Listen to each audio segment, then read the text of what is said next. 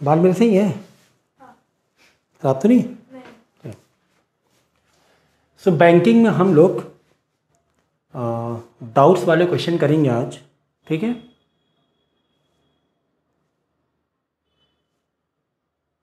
Question दिया हुआ है, Ashish deposits a certain sum of money every month in a recurring deposit account for 12 months. तो एन आपको दिया हुआ है 12, ओके। एन कितना दिया हुआ है? 12।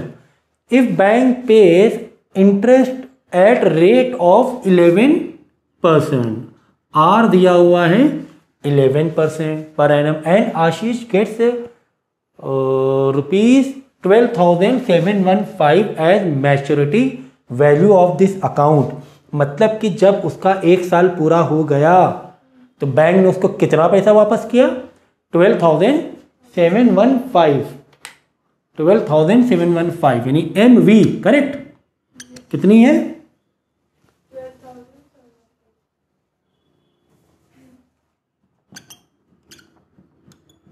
ये ना MV तुम्हें दिया हुआ है।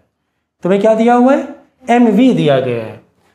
What sum of money did he pay every month? तो तुम्हें क्या नहीं दिया गया है? जो हर मंथ पैसा पे करते हैं प्रिंसिपल, वो अब की बार तुम्हें नहीं गिवन है, मतलब वो पूछा गया है। तुम्हें MV भी दे दिया गया है, तुम्हें R भी दे दिया गया है, तुम्हें N भी दे दिया गया है, ठीक है, और तुम्हें P पूछा गया है। अगर हम फॉर्मूला डालें इसका, बोलो फॉर्मूला क्या है? तुम्हें फॉर्मूला दिया हुआ I इज इक्वल टू से, I इज इक्वल टू, बोलो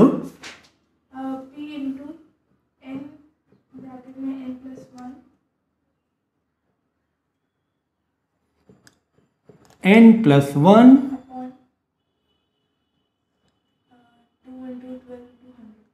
2 × 12 × 100 × R भी तो है, ठीक है। ये आपको, हाँ सॉरी 1 0 लिखना भूल गया, ठीक है ना। तो ये आपका फॉर्मूला है, ठीक है। तो बैंकिंग में मैंने क्या बताया था? ये बैंकिंग जो चैप्टर है पूरा फॉर्मूले बेस पर है, ये मैंने आपको बताया था। ये फॉर्मूला अप्लाई करो और इसके जो वैल्यूज दी सब्स्टिट्यूट करो। अब आप बोलोगे सर यहाँ पर तो चलो n तो तुम्हें गिवन है, कोई टेंशन नहीं है, तुम्हें R तो गिवन है, कोई टेंशन नहीं है, सर हमें I तो पता ही नहीं है, सर हमें P तो पता ही नहीं है, ना तो हमें I पता है ना तो P पता है। P तो एक्चुअली पूछा ही गया है, P तो आपको पूछा गया कि P निकालो। अगर तुम्हें I मालूम होता तो यहाँ पर I की वैल्यू रखते, बाकी सब वैल्यूज पता है, जिस सबको इधर ला के पलटी मारते और P मालूम पड़ जाता। अगर क्या मालूम होता? I पता होता। तो क्योंकि P तो तुम्हें पूछा ही गया है, ठीक है ना, P तो क्वेश्चन पूछ रहा है।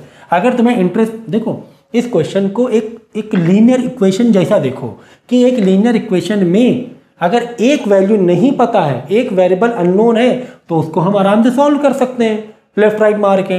लेकिन यहाँ पर तुम्हें दो वैल्यू नहीं पता है। चलो अच्छा ठीक है।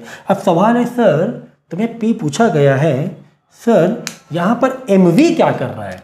ये एक सवाल हो सकता है ना, कि MV क्यों दिया गया है? MV का इस फॉर्मूले से डायरेक्ट तौर पे तो कोई रिलेशन नहीं दिख रहा है। MV दिया हुआ यानी कुछ तो है कि I हम कुछ ना कुछ I का रिलेशन निकाल सकते हैं। तो अब मुझे बताओ MV इज इक्वल टू क्या होता है फॉर्मूला, अगर MV निकाला जाता है, बोलो।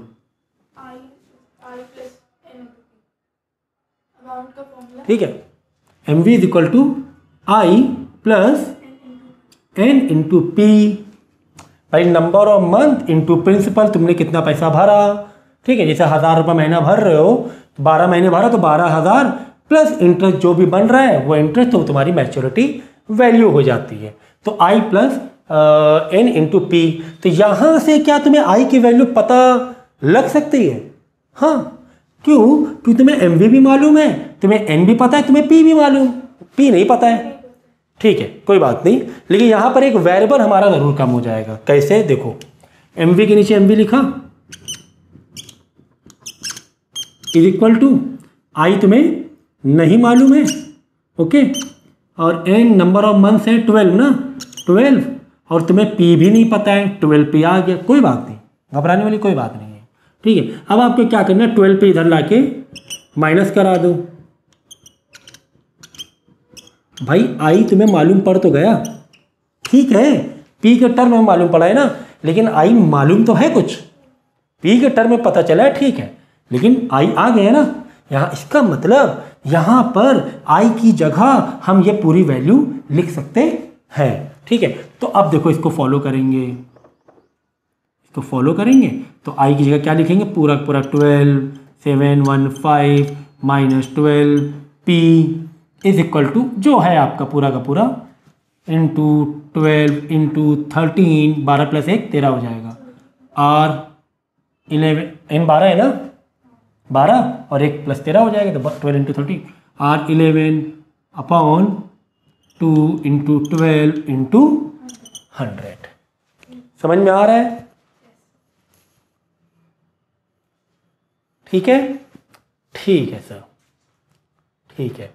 अब यहाँ पर क्या करो, थोड़ा सिंप्लीफाई कर देंगे जिससे कि हमें इजी हो जाए। तो ये तो हो जाएगा, थोड़ा सा लेंदी जाएगा, 13 इंटू 11 नहीं, डेसिमल में थोड़ा ले, ऐसे क्वेश्चन डेसिमल में नहीं ले के करते हैं, गलत, फिर बहुत लेंदी हो जाएगा। देखो ये हो जाएगा 13 इंटू 11 कितना हुआ, 143 पी, ठीक है। 13 इंटू 10 130 प्लस 13 एक और कर दो, जो हो जाएगा 200, सही है।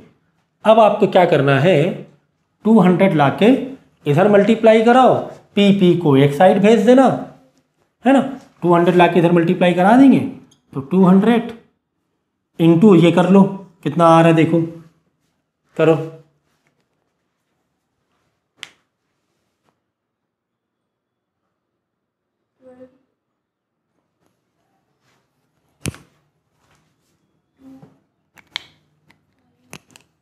टू फाइव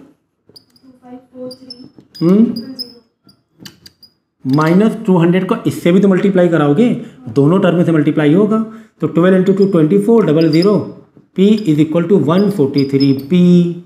इसको इधर ले जाओ, और क्या, अब ये क्या, ये तो एक लीनियर इक्वेशन है, तो 143 पी प्लस 2400 पी।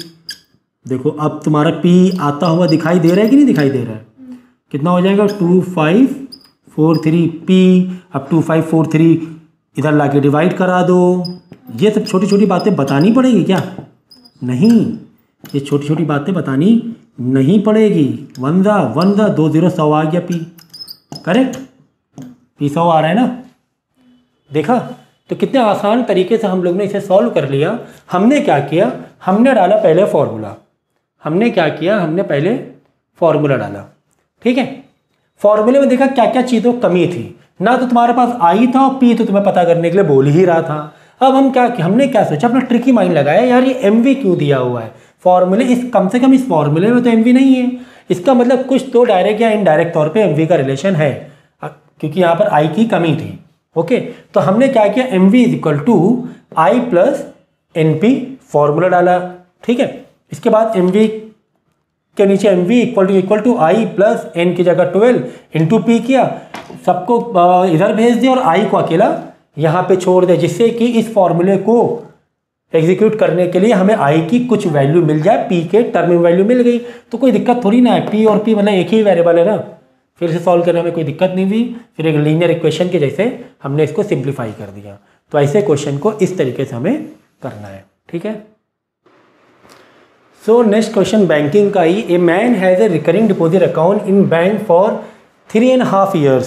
जो तुम्हें एन दिया हुआ है तो हम लोग क्या करेंगे, डेटा को यहाँ पे लिखेंगे, ठीक है। तो तुम्हें एन कितना दिया हुआ है, 3.5 years, और हमें बैंकिंग में फॉर्मूले में एन यानी कि नंबर ऑफ मंथ्स के टर्म में लिखना है, ईयर के टर्म में नहीं लिखना है। तो 3.5 years कितने मंथ्स होगा, देखो 3 years हुआ 36 months, हाफ हुआ वापस 6 months, तो 42 months हो जाएगा। तो एन है तुम्हें 42, okay. If rate of interest is 12% per annum, R दिया हुआ है तुम्हें 12, and man gets 10,206 on maturity, यानी कि एम वी 10206 दिया हुआ है। Find value of monthly installment P, exactly same question, कोई चेंजेस नहीं है, कोई भी चेंजेस नहीं है। भाई आप फॉर्मूला डालोगे I is equal to P into n+1 into R upon 2 into 12 into 100। आप ये फॉर्मूला पुट करेंगे। भाई इसमें तुम्हें क्या क्या नहीं पता है, P तो पूछा ही गया है क्वेश्चन में ही, और साथ में तुम्हें I भी नहीं मालूम है। एक फॉर्मूले में अगर दो वेरिएबल नहीं मालूम है तो हम इसे सॉल्व डायरेक्ट तौर पे नहीं कर पाएंगे, कहीं ना कहीं से हमें I को घुमा फिरा के लाना पड़ेगा। तो वापस यही सवाल था हमारा कि ये MV क्यों दिया हुआ है, तो MV का फॉर्मूला मारेंगे, MV इज इक्वल टू बोलो NP प्लस I या I प्लस NP। यहाँ क्या करना, MV कितना दिया 210206, N है 42, P सर नहीं पता, प्लस I यानी 42P इधर आके क्या हो जाएगा, माइनस हो जाएगा।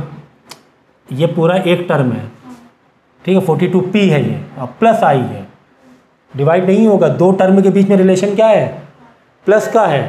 दो टर्म के बीच में रिलेशन क्या है, प्लस का। ये गलती मत कर देना, बिल्कुल ना करना कि 42 ला के इधर डिवाइड करा दो, गलत। ये 42P है, 42 मल्टीप्लाई भी मतलब वही 42P। अगर तुमने 42 इधर लाके डिवाइड करा दी मतलब गलत, लीनियर इक्वेशन में आपको गलती हो रही है। हमेशा पहले है ना, अगर प्लस और माइनस में है तो पहले प्लस और माइनस वाले हटेंगे टर्म, ठीक है ना। जब सिर्फ अगर 42P होता, सिर्फ 42P तब जाके 42 डिवाइड में होता, लेकिन बीच में क्या है, प्लस I भी है, तब 42 नहीं बेच सकते हो, क्योंकि 42 पूरे टर्म के लिए मल्टीप्लाई नहीं है, 42 सिर्फ P के लिए मल्टीप्लाई है, ठीक है। और अगर ऐसे होता 42 ब्रैकेट के बाहर होता कुछ इस तरीके से, 42 बाहर है, P प्लस I है, तो 42 पूरे टर्म के लिए मल्टीप्लाई हो गया, P के लिए भी आएगी, तब 42 आके डिवाइड में हो जाता। इतनी बेसिक चीज़ें आपको मालूम रहनी ही है, ठीक है। तो 42P प्लस I, तो 42P इधर भेज दिया हमने, I को अकेला छोड़ दिया। क्यों I को अकेला छोड़ दिया, जैसे पूरी की पूरी वैल्यू यहाँ पे I की जगह हम लोग रख सके। इससे पहले जो क्वेश्चन था एग्जैक्टली वही क्वेश्चन है, सिर्फ और सिर्फ आपको नंबर चेंज किए हैं, बाकी कुछ नहीं किया है इसमें।